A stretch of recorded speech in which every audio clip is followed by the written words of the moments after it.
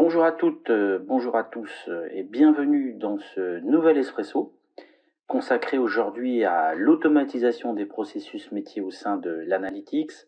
Je suis Xavier Lepitre, avant-vente au sein de ClickFrance et je vais avoir le plaisir de vous faire une démonstration sur cette nouveauté qu'on va trouver bien sûr sur Click Cloud Services et qui va vous permettre de créer des workflows entre plus de 500 connecteurs métiers qui vont aller des applications de type Salesforce, Marketo, Slack, mais pourquoi pas aussi Teams, lié aussi à des bases de données, etc., etc. On va pouvoir vraiment aller très très loin dans les workflows sans avoir une nécessité absolue de passer bien sûr par ClickSense. C'est un module qui s'autogère entre guillemets.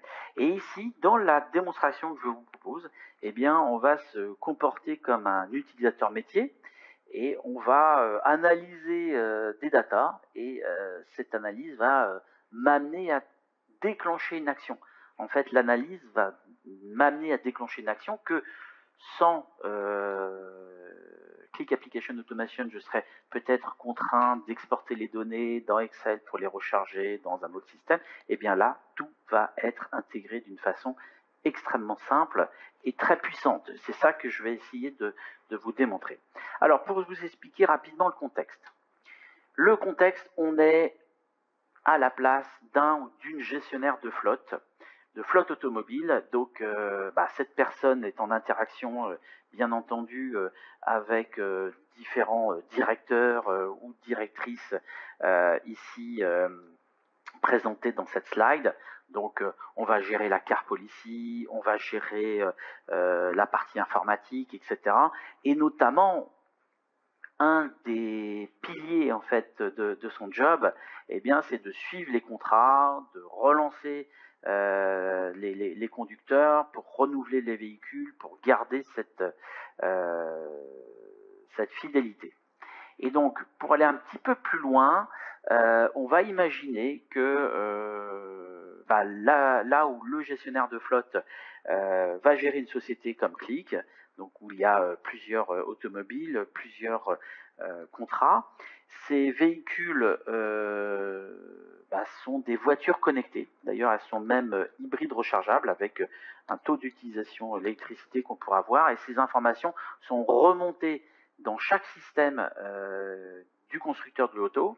Et le gestionnaire de flotte va pouvoir s'y connecter pour récupérer un petit peu l'usage de ce qu'on en fait du véhicule. Et en même temps, on va pouvoir aller récupérer toutes les informations sur les contrats de location. Donc pour ceux qui suivent les présentations de Click, vous savez que ClickSense est un outil totalement multisource. Donc ici, dans la même application, eh bien, on va trouver aussi bien les données de télémétrie pour la voiture que les contrats de location.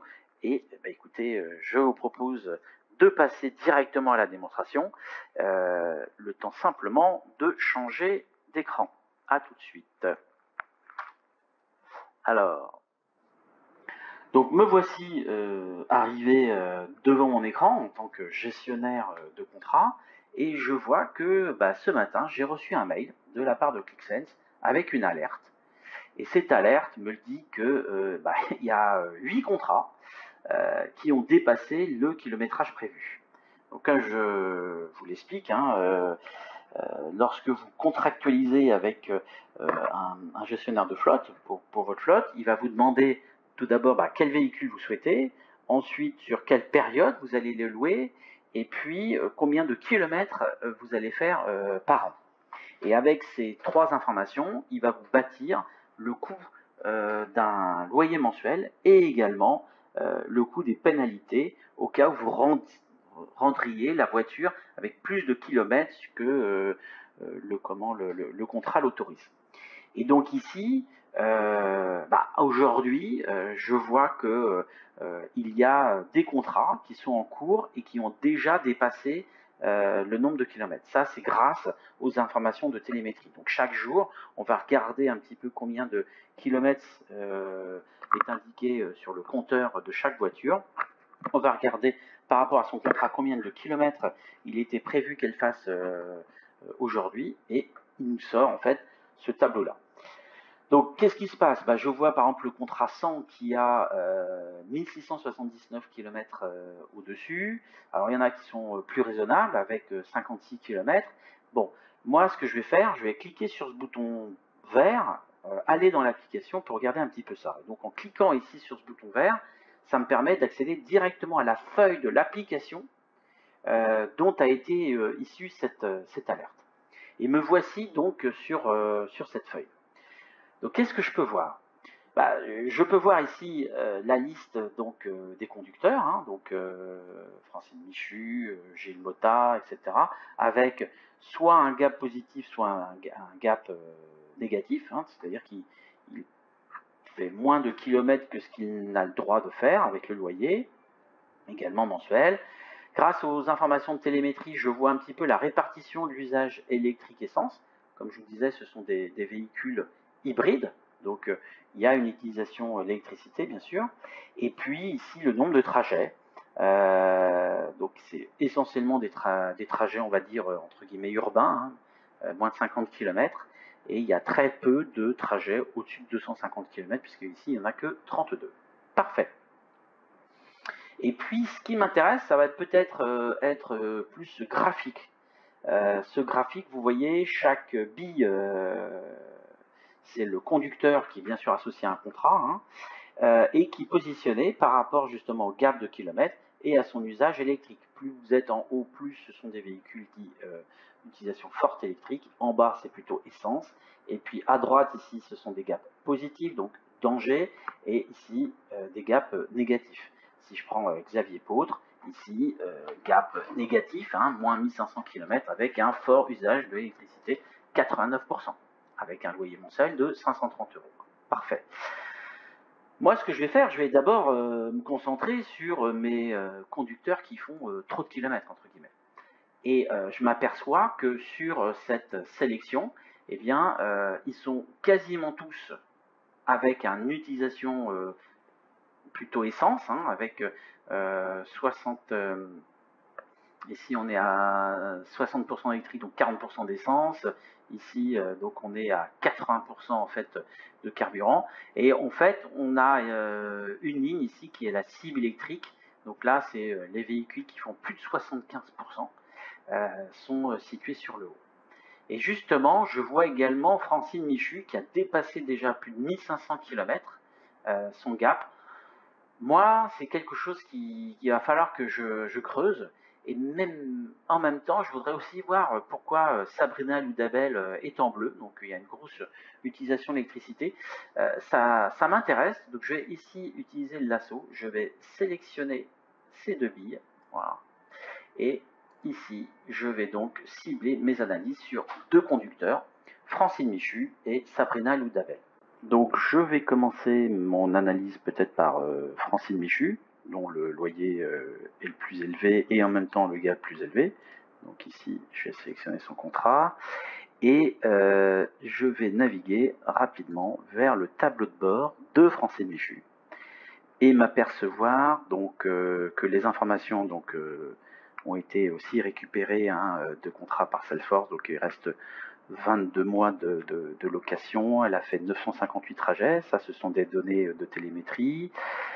Elle a une distance théorique aujourd'hui qui devrait être à 21 644 km. Elle en a déjà parcouru 23 323 et on a bien ce gap de 1679 km.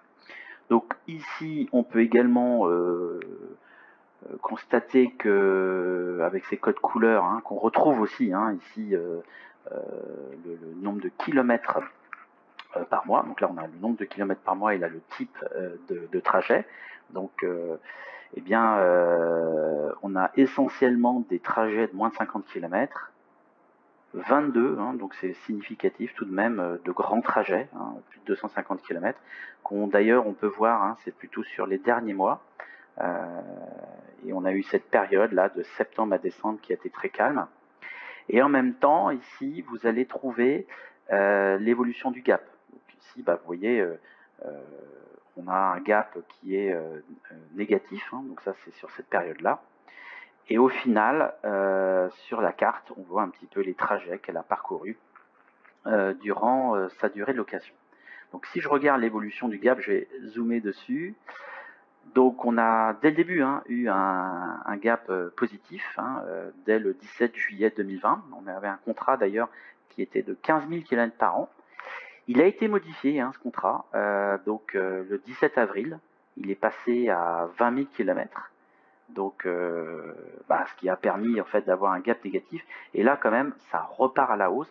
Et d'ailleurs, cette courbe grise, montre quand même une évolution à la hausse du nombre de kilomètres, du nombre de gaps, final.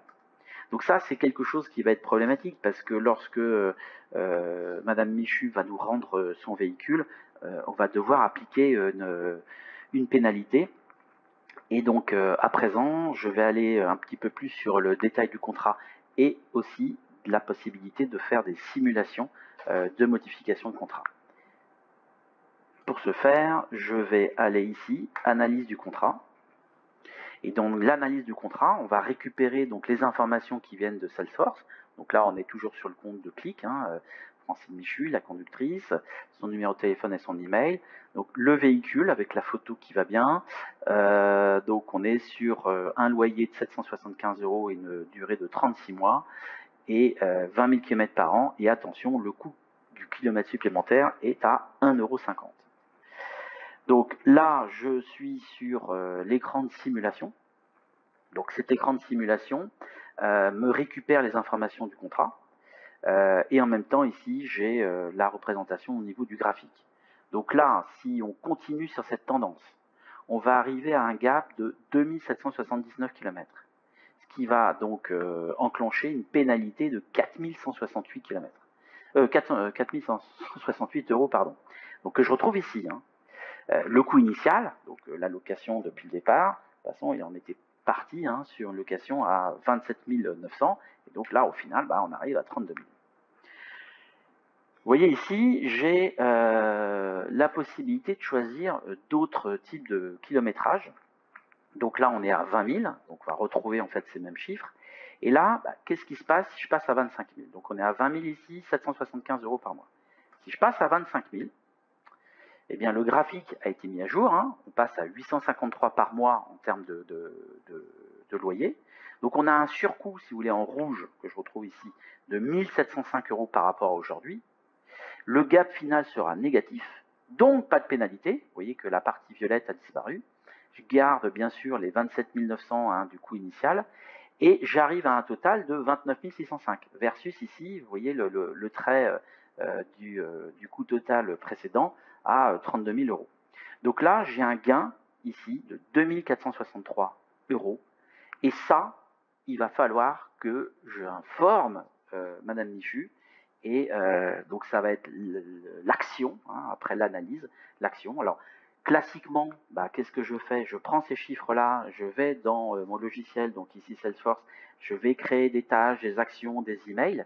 Et bien ici, avec Click Automation, je vais pouvoir le faire directement, simplement, en utilisant le bouton bleu. Et donc c'est ce que je vous propose de faire. Je vais cliquer ici sur Envoi de proposition. Tout est récupéré, donc le paramètre du mail, donc les 25 000 km, les 853 c'est le loyer proposé, le gain c'est 2463 et la conductrice c'est Francine Michu.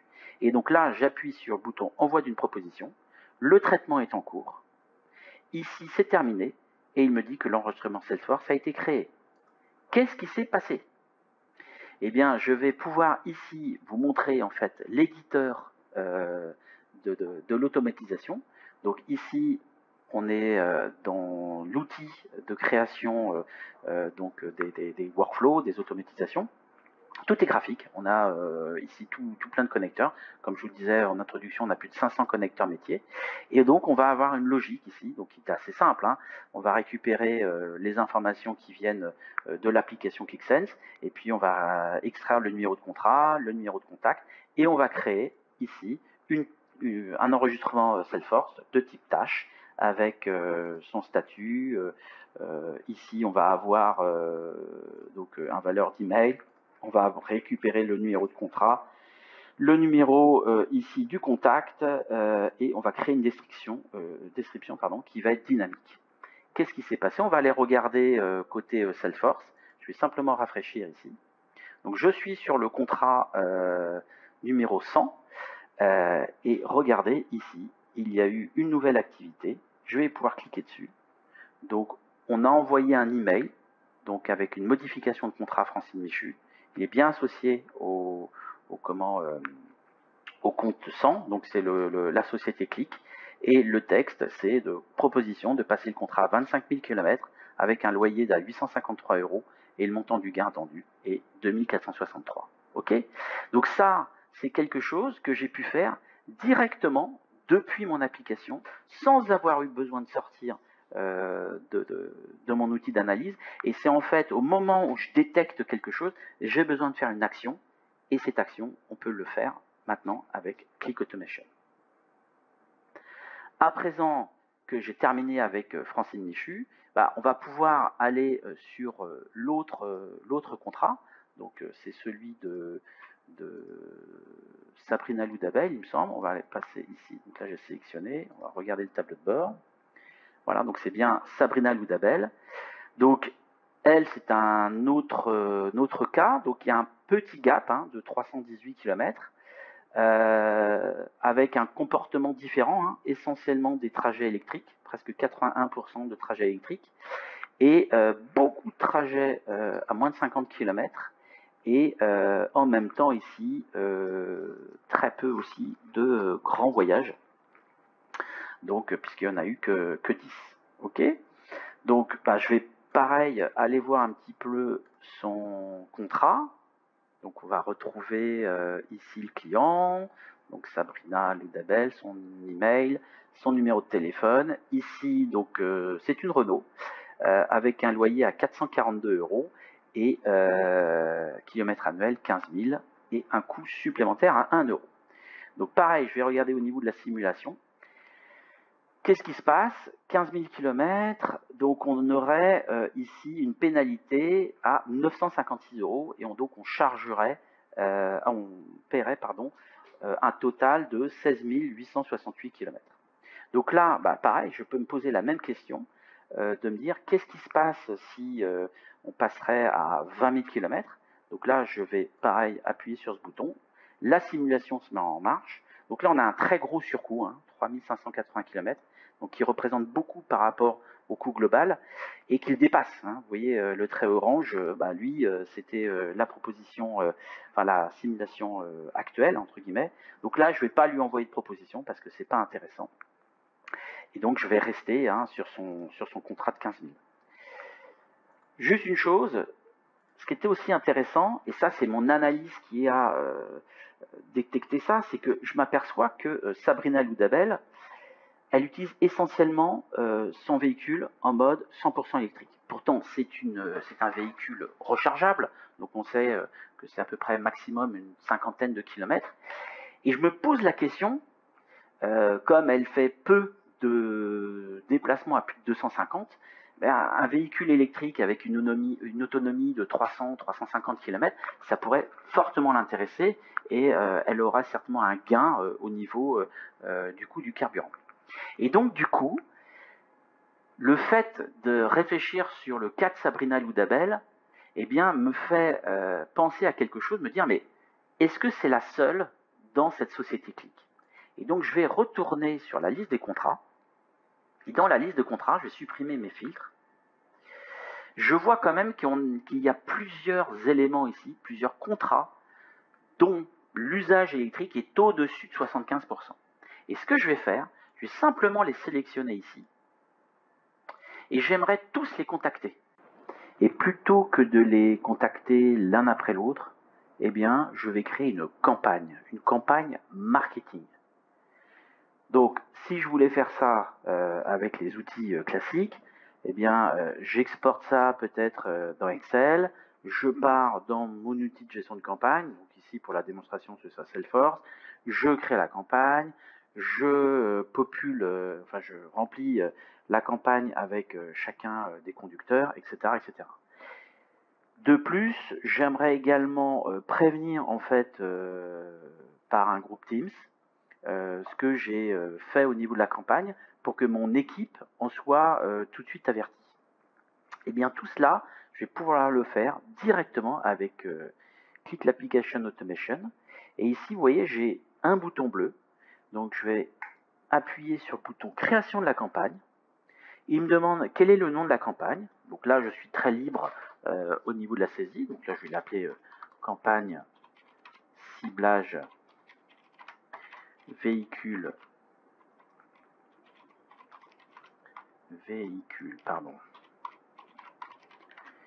électrique. Décidément. Le type de la campagne, eh bien ici, j'ai une liste, donc ce sont les choix qui sont proposés côté Salesforce. Donc là, je vais faire du télémarketing et la date du jour, le 2 septembre 2020. Et là, je vais cliquer sur le bouton Génération de la campagne. Et là, qu'est-ce qui se passe? On va là, bien sûr, regarder le traitement. Donc là, le traitement est terminé. Et qu'est-ce qui se passe? Eh bien, cette fois, on est parti sur la création de la campagne. Donc, c'est une autre automatisation. Donc, on a commencé pareil à récupérer les variables et les noms de ce qu'on a pu saisir dans le formulaire, entre guillemets, plus ici la création, donc là, non pas d'une tâche, mais d'une campagne. Et une fois que la campagne est créée, on va faire une boucle, on va faire ici loop, et on va remplir les membres de la campagne avec tous les contacts qui sont dans l'application. Et à la fin, on va aussi envoyer un message dans Teams avec, dans le channel campagne marketing, avec toutes les informations et même le lien de la campagne Salesforce. Alors, on va regarder ça vite fait. Ici, je vais pouvoir regarder côté Salesforce, ici campagne. Je vois bien une nouvelle campagne, campagne ciblage véhicule électrique. Je clique dessus. Je vois donc qu'elle a été créée le 2/9/2021, de type télémarketing. Il y a 4 membres.